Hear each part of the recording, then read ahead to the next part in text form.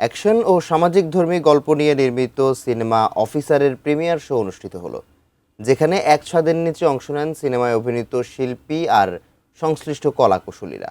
বিকেলে এফডিসিতে এই শো এর আয়োজন করা হয়। বদিউল আলম খোকন পরিচালিত এই সিনেমায় গল্পের কেন্দ্রীয় চরিত্রে অভিনয় করেছেন চিত্রনায়ক ডিএ তায়েব, যিনি একজন সাহসী ও সৎ পুলিশ অফিসার হয়ে নিজের দায়িত্ববোধ ও নৈতিকতার মাধ্যমে অন্যায়ের বিরুদ্ধে রুখে দাঁড়ান।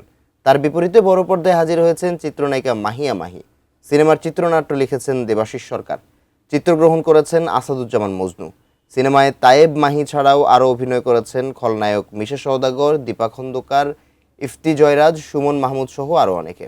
আগামী পবিত্র ঈদ উল ফিতরে সারা দেশের প্রেক্ষাগৃহে মুক্তি পাবে সিনেমাটি।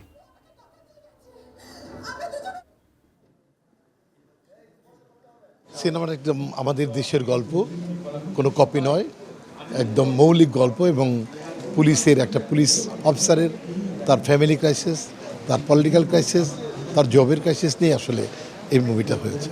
সব কিছু মিলে একটা এ গ্রেডের সিনেমা বলে আমি দাবি করছি। ঈদে সবগুলো সিনেমা দেখার চেষ্টা করবেন। আপনারা এনকারেজ না করলে আসলে সিনেমা কিন্তু আস্তে আস্তে দুর্বল হয়ে পড়বে।